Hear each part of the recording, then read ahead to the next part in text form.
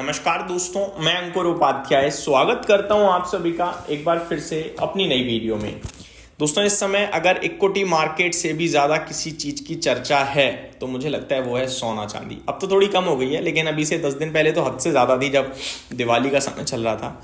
ये सब इसलिए हुआ क्योंकि गोल्ड और सिल्वर ने जो रैली करी है, स्पेशली सिल्वर ने, वो एक्सेप्शनल थी। हम सभी को आदत लग गई उस तेजी की, और उसके बाद जो इन्वेस्टर्स ने खरीदारी शुरू करी है, बाप रे बाप।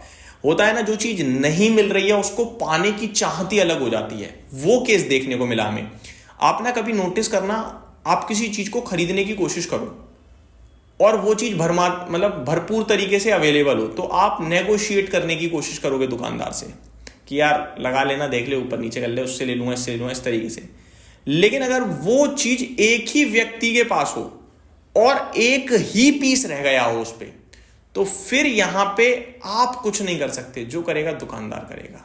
नोटिस करना कभी भी, ठीक है, छोटी मोटी चीजों पे नहीं, बड़ी चीजों पे कभी भी नोटिस कर लेना। आप मान के चलो कहीं आपको जाना है और आपने कुछ खरीदना है, और वो चीज आप जो ऑप्शंस काफी हो जाएं उसी में सेम में, तो कोई दिक्कत नहीं, तो फिर आप कर सकते हो। लेकिन अगर एक आधी चीज रह जाए, वो एक आधी पीस हो, उसमें थोड़ा अगर 19-20 आपके हिसाब का नहीं भी होगा ना, तो भी आप वही लोगे, क्योंकि है ही एक सेम चीज। क्या हुआ, सिल्वर में ना कभी भी खरीद सकते हो आप, हमेशा अवेलेबिलिटी रहती थी।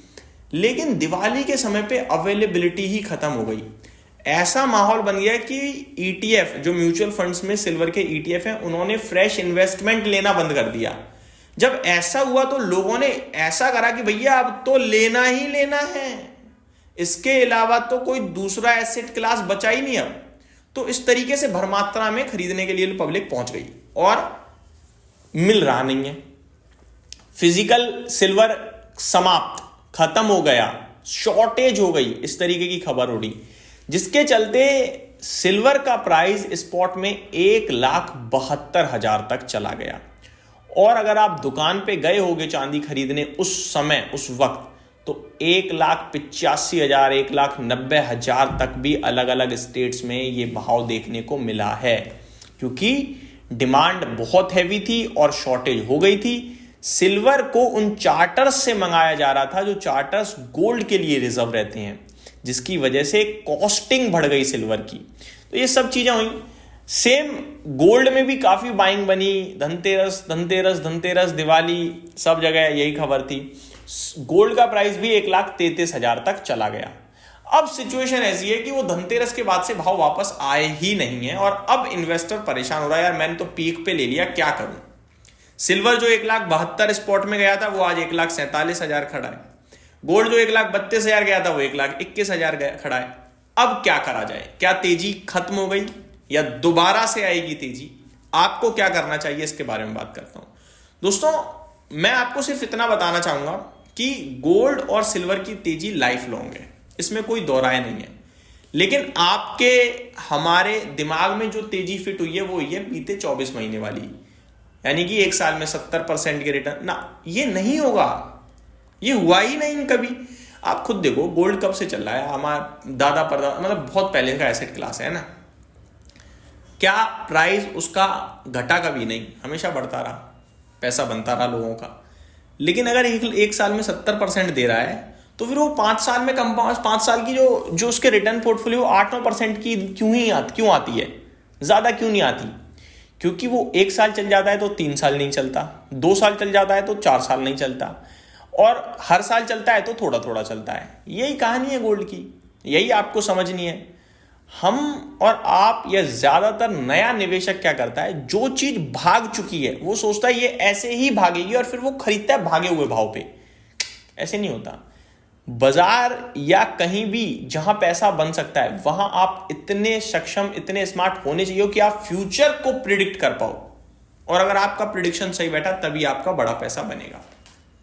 अगर आप कहीं प्रॉपर्टी भी खरीदने जा रहे हो ना, तो आपको यह सोचना पड़ता है कि आने वाले समय में इस जगह पे क्या क्या डेवलप हो सकता है, कैसी लोकेशन हो सकती है, उसके हिसाब से ही आपकी प्रॉपर्टी के प्राइस एप्रिशिएट होंगे। सब कुछ डेवलप हो चुका है, सब कुछ बेहतरीन दिख रहा है, तो महंगी ही प्रॉपर्टी है, फिर वो नहीं देने वाली बड़ा रिटर्न भैया। सेम शेयर बाजार में शेयर्स के साथ होता है। आपको सोचना पड़ेगा ये कंपनी आगे क्या करने वाली है, कितनी परफॉर्मेंस आ सकती है, अभी जो भी है छोड़ो, लेकिन आगे का सही सोच लिया तो पैसा बनेगा। तो गोल्ड सिल्वर ना भाग चुके थे, अभी भी मैं कहूंगा भाग चुके हैं, लेकिन मैं ये नहीं कहूंगा गिरेंगे, मैं ये कहूंगा अब यहां से क्या होगा, एक 15 हो गया, फिर एक 28 हो गया, फिर एक 20 हो गया, फिर एक 28 हो गया, किसी समय एक 40 चला जाएगा, फिर एक 25 आ जाएगा, ये घूम ऐसे पटक पटक के चलता रहेगा और ये समय में निकालेगा करीब 2-2.5 साल, मुझे लगता है 1-1.5 साल। तो यहां पे अब मेरा ये मानना है, न्यूट्रल इन्फ्लेशन को बीट करना चाहते हो बहुत अच्छा है, सेफ एसेट क्लास में रहना चाहते हो बिल्कुल सेफ एसेट क्लास है। बॉटम लाइन मेरे को लगता है 1,15,000 गोल्ड के लिए और सिल्वर के लिए 1,35,000 के आसपास की होनी चाहिए। टॉप लाइन होती नहीं है क्योंकि तेजी इंटैक्ट रहती है हमेशा। आगे को लेकर जियोपॉलिटिकल टेंशन तो मुझे नहीं दिखती है इतनी, तो वो एक जो एडिशनल पॉजिटिव ट्रिगर था वो शायद ना मिले गोल्ड और सिल्वर को। ब्याज दरों में कटौती की बात करें तो अगली कटौती तो नहीं होते हुए दिख रही है फेड की तरफ से, क्योंकि पहले जो एनालिस्ट 90% कह रहे थे अभी वो 60% ही रह गए हैं, जिसकी वजह से गोल्ड और सिल्वर में थोड़ी डेंट भी देखने को मिला था। बट ओवरऑल अगर दिसंबर में नहीं होगा तो आने वाले समय में तो आपके लिए रेट कट आएगा ही अमेरिका में, जिसकी वजह से थोड़ा गोल्ड को और बूस्ट मिलेगा। बट कुछ जो शॉपकीपर्स हैं गोल्ड और सिल्वर के, उनसे मैंने बात करी तो वो ये कह रहे हैं कि जनवरी के बाद से दोबारा से तेजी लौट सकती है, स्पेशली सिल्वर में। तो यहां मेरा कोई ओपिनियन नहीं है, मेरा ओपिनियन है कि अगर आप फ्रस्ट्रेट हो रहे हो या आप सोच रहे हो वैसी तेजी क्यों नहीं बन रही, तो आई थिंक आप ही गलत हो। वो तो उसकी चाल थी, वो चल चुका है और वो न्यूट्रल चाल चलने के लिए जाना जाता है, न्यूट्रल ही चलेगा, वो एक्सेप्शनल नहीं करेगा, ये मेरे को लगता है। और ये मेरा पर्सनल ओपिनियन था। उम्मीद करता हूं डिटेल्स पसंद आई होंगी। Thank you so much for watching this video. Have a great day guys.